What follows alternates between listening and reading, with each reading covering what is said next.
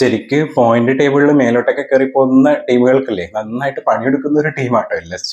ഇന്നത്തെ മാച്ചിൽ അങ്ങനെ തന്നെയാണ് സംഭവിക്കാൻ പോകുന്നതെന്ന് ഞാൻ ഇങ്ങനെ വിചാരിച്ചിട്ടുണ്ടായിരുന്നു. കാരണം RR കഴിഞ്ഞ മാച്ചിലൊക്കെ തോറ്റോണ്ട് വരികയാണ്. ഇപ്പം അതൊരു ട്രെൻഡാണല്ലോ, മേലോട്ടുള്ള ടീമുകളൊക്കെ തോക്കുന്നു, താഴെയുള്ള പ്രത്യേകിച്ച് എലിമിനേറ്റഡ് ആയ ടീമൊക്കെ ജയിച്ചു വരുന്നു. അതുകൂടാണ്ട് ഹോപ്പൊക്കെ നഷ്ടപ്പെട്ട് പുറത്താവാൻ സാധ്യതയുള്ള ടീമുകളൊക്കെ ഇപ്പൊ KKR-DC പോലുള്ള ടീമുകളൊക്കെ കംബാക്ക് നടത്തി അവർ ഇപ്പം ജയത്തിന്റെ ഒരു പാതയിലാണ്. അങ്ങനെ വരുന്ന ഒരു ടീമാണ് LSG. പ്രത്യേകിച്ച് CSK ഒക്കെ നന്നായിട്ടൊരു പണി കൊടുത്തിട്ടുണ്ടല്ലോ ഈവൻ ലാസ്റ്റ് ഒരു മാച്ചിന്റെ അകത്ത്. അപ്പോൾ ആ ഒരു ഇതിലാണ് ഞാൻ ഇന്നത്തെ മാച്ച് കണ്ടത്. ആൻഡ് അതിന്റെ ഒരു എഫക്ട് തന്നെയായിരുന്നു ശരിക്കും ഫസ്റ്റ് ബാറ്റിങ്ങിന് ഇറങ്ങിയ LSG ഉണ്ടായിരുന്നത്. കാരണം RR-നായിരുന്നു ടോസ് കിട്ടിയത്, RR-ആണ് ബോൾ ചൂസ് ചെയ്തത്. പക്ഷെ ആ ഒരു തീരുമാനം ശരിയായിരുന്നോ തെറ്റായിരുന്നു എന്നുള്ള രീതിയിൽ പോയിക്കൊണ്ടിരിക്കുകയായിരുന്നു ശരിക്കും LSG-യുടെ ബാറ്റിംഗ്. കാരണം അവരടിച്ചു കൂട്ടിയത് 220 റൺസാണ് 20 ഓവേഴ്സിൽ. ശരിക്കും 230 240 വരെ പോവാൻ ചാൻസ് ഉള്ള ഒരു മാച്ച് ആയിരുന്നു. പക്ഷെ ആ ഒരു എൻഡ് ഓവേഴ്സിൽ, ഒരു ഡെത്ത് ഓവർ ഏരിയാസിൽ നന്നായിട്ട് RR ബോൾ ചെയ്തതും അവിടെ 1-2 റണ്ണൌട്ടൊക്കെ സംഭവിച്ചുകൊണ്ടാണ് ശരിക്കും കളി ഒന്ന് മാറിയതും കുറച്ചൊന്ന് റണ്ണ് കുറഞ്ഞതും. പക്ഷെ ചേസിങ്ങിൽ ഇറങ്ങിയ RR ഗംഭീരമായിട്ട് തന്നെ കളിച്ചോട്ടെ. കാരണം ചേസിങ്ങിന് ഇറങ്ങിയിട്ട് ആ ഒരു 220 എന്നുള്ള സംഭവം 5 ബോൾ ബാക്കി നിൽക്കുക 7 വിക്കറ്റിനാണ് ജയിച്ചത്. കാരണം ഇപ്പുറത്തെ ഭാഗത്ത് 220 5 വിക്കറ്റിനാണ് എടുത്തിട്ടുണ്ടെങ്കിൽ ഇവർ 3 വിക്കറ്റിൽ തന്നെ 225 എടുക്കുകയും ചെയ്തു.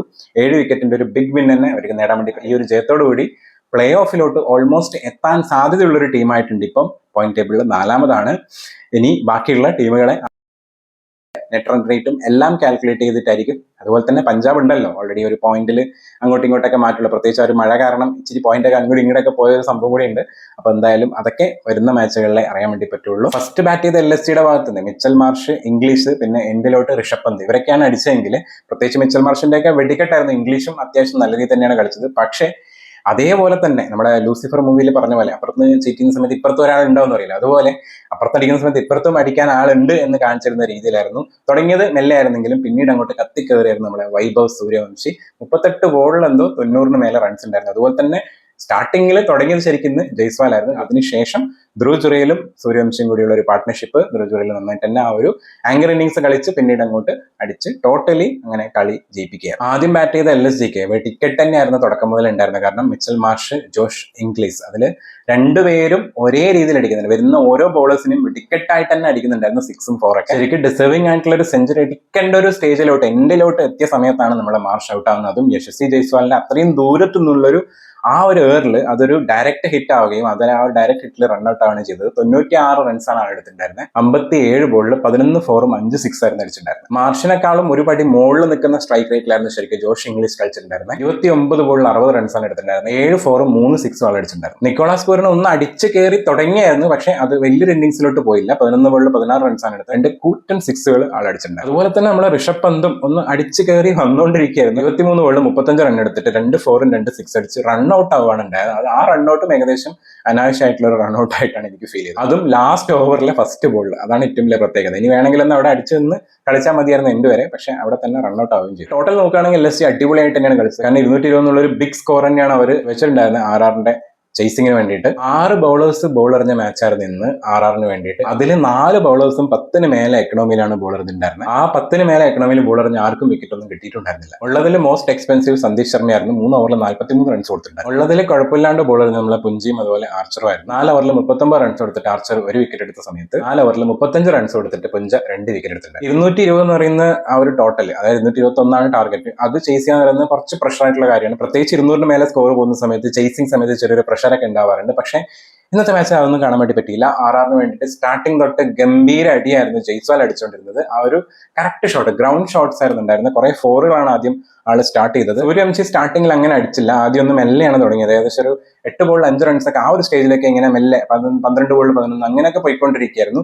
പിന്നീട് അങ്ങോട്ടാണ് ഗിയർ ഷിഫ്റ്റിംഗ് ഉണ്ടായിരുന്നത്. ഫസ്റ്റ് വിക്കറ്റ്, അതായത് ജയ്സ്വാളിന്റെ വിക്കറ്റ് പോകുന്നത് പവർ പ്ലേ കഴിഞ്ഞിട്ട് 3-ാമത്തെ ബോളിലാണ്. ആ സമയത്ത് ടീമിന്റെ ടോട്ടൽ 75 ആയിരുന്നു. 23 ബോളിൽ 43 റൺസാണ് ആൾ എടുത്തിട്ടുണ്ടായിരുന്നത്. 8 4ഉം 1 6 ആയിരുന്നു. അതാണ് ഞാൻ നേരത്തെ പറഞ്ഞ ഫുൾ ഗ്രൗണ്ട് ഷോട്ട്സ് ആയിരുന്നു. ഈ 75 റൺസിൽ നിന്ന് 180 വരെ, അതായത് 105 റൺസിന്റെ ഒരു വലിയ പാർട്ട്ണർഷിപ്പ് വൈഭവ് സൂര്യവംശിയും അതുപോലെ തന്നെ ധ്രുവ് ജുറേലും കൂടി ഉണ്ടാക്കി. ആ ഒരു സമയത്ത് 180 ആയ സമയത്ത് സൂര്യവംശിയാണ് ഔട്ട് ആവുന്നത്. 38 ബോളിൽ 93 റൺസാണ് എടുത്തിട്ടുണ്ടായിരുന്നത്. 7 4ഉം 10 6 അടിച്ചിട്ടുണ്ടായിരുന്നു. 244 ആണ് ആളുടെ സ്ട്രൈക്ക് റേറ്റ്. ശരിക്കും ഡിസേർവിംഗ് ആയിട്ടുള്ള ഒരു സെഞ്ചുറിയാണ് ശരിക്കും സൂര്യവംശിക്ക് പോയത്. 180 196 ആകുമ്പോഴേക്ക് തന്നെ പ്രട്ടോറിയസ് ഇറങ്ങിയിട്ട് ഒരു ആവശ്യമില്ലാണ്ട് ഒരു റൺഔട്ട് ഉണ്ടായിരുന്നു. അത് കഴിഞ്ഞ് നമ്മുടെ ഫിനിഷർ, അതായത് RR-ന്റെ ഏറ്റവും കിടിലൻ ഫിനിഷർ ആയിട്ടുള്ള ഫെരേറ കഴിഞ്ഞ 2 മാച്ചിലധികം ഫോം പറ്റിയില്ല. പക്ഷേ ഇന്ന് വന്നിട്ട് ആൾ ആ ഒരു ഫിനിഷർ റോള് ഗംഭീരാക്കി തന്നെ ചെയ്തു. 10 ബോളിൽ 16 റൺസാണ് എടുത്തത്. ഒരു 4 ഒരു 6 അടിച്ചിട്ടുണ്ടായിരുന്നു. ആളായിരുന്നു ആ ഒരു ഫിനിഷിംഗ് റണ്ണ് എടുത്തിട്ടുണ്ടായിരുന്നു. 38 ബോളിൽ 53 റൺസാണ് ധ്രുവ് ജുറൽ എടുത്തത്. 3 4ഉം 3 6 അടിച്ചിട്ടുണ്ടായിരുന്നു.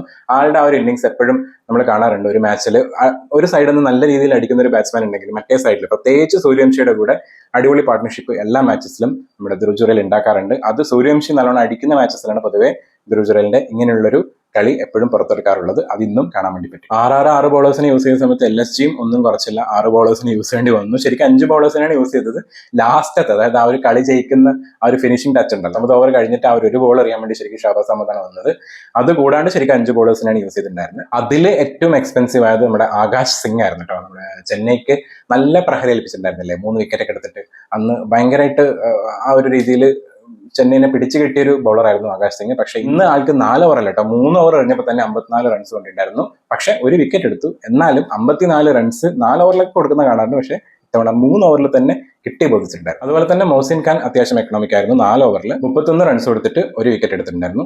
ദിഗ്ഗേഷ് ഷാട്ടിക്ക് വിക്കറ്റ് ഒന്നും കിട്ടിയില്ലെങ്കിലും 10 താഴെ എക്കണോമി പിടിച്ചു നിർത്താൻ നോക്കിയിട്ടുണ്ടായിരുന്നു. ബാക്കിയുള്ള ബോളേഴ്സ് ഒക്കെ 10 മേലെയായിരുന്നു എക്കണോമി ഉണ്ടായിരുന്നത്. അതിൽ മയങ്ക് യാദവിനും 4 ഓവർ ബോൾ ചെയ്ത സമയത്ത് 50 റൺസ് കിട്ടിയിട്ടുണ്ടായിരുന്നു. ശരിക്കും ഇന്നത്തെ മാച്ചിൽ ഒരു കാര്യം വ്യക്തമാണ്, അതായത് തുടക്കം നന്നായാൽ ഒടുക്കവും നന്നാവും എന്നുള്ളത്. കാരണം ഇന്നത്തെ പവർ പ്ലേയിൽ ആ ഒരു റൺസ് 6 ഓവർ കഴിയുന്ന സമയത്ത് 70 മേലെയുള്ള ഒരു സ്കോർ, അതുപോലെ തന്നെ വിക്കറ്റ് ഒന്നും പോവാതെ തന്നെ പ്രത്യേകിച്ച് ജയ്സ്വാലും സൂര്യവംശിയും അത്യാവശ്യം നല്ല രീതിയിൽ തന്നെ കളിച്ചതും, അത് മാത്രമല്ല ഓപ്പണറിൽ വന്നിട്ടുള്ള ഒരു പ്ലെയർ 90+ റൺ എടുക്കുകയും ഓപ്പണിംഗിൽ പങ്കാളിയായിട്ട് ഇറങ്ങിയ പ്ലെയർ 40 മേലെ റൺസ് എടുക്കുകയും അതുകൂടാണ്ട് 1 ഡൗണിൽ ഇറങ്ങിയ ധ്രുവ് ജുറൽ 50 അടിക്കുകയും ചെയ്തുകൊണ്ട് തന്നെയാണ് ശരിക്കും 6 റൺ ജയിക്കാൻ വേണ്ടി പറ്റിയത്. കാരണം തുടക്കം അടിപൊളിയായിരുന്നു, പിന്നീട് അങ്ങോട്ടൊന്നും ചെയ്യാനില്ല. കാരണം ഇന്നത്തെ വിക്കറ്റ് പോയത് നോക്കിയാലും 3 വിക്കറ്റേ പോയിട്ടുണ്ടായിരുന്നല്ലോ. അപ്പൊ അതുകൊണ്ട് തന്നെ കംപ്ലീറ്റ്ലി ഡോമിനന്റ് ആയിട്ടുള്ള ഒരു പെർഫോമൻസ് ആയിരുന്നു ശരിക്കും RR ഉണ്ടായിരുന്നത്. RRന്റെ ഗ്രൗണ്ടിലെ ലാസ്റ്റ് മാച്ച് ആയിരുന്നു. ആ മാച്ച് അവർക്ക് ജയിച്ചുകൊണ്ട് തന്നെ പോകാൻ വേണ്ടി പറ്റി. എന്തായാലും ശുഭപ്രതീക്ഷയോടെയാണ് RR ഇപ്പോൾ നിൽക്കുന്നത്. കാരണം ഒരു മാച്ച് ജയിക്കാനും പറ്റി. എന്തായാലും LSG ഇന്ന് RRന് പണി കൊടുത്തില്ല എന്നുള്ള ഒരു കാര്യത്തിൽ RRന് ആശ്വസിക്കാം. കാരണം പണി കൊടുക്കാൻ സാധ്യതയുള്ള ഒരു മാച്ചായിരുന്നു ഇന്നത്തേത്.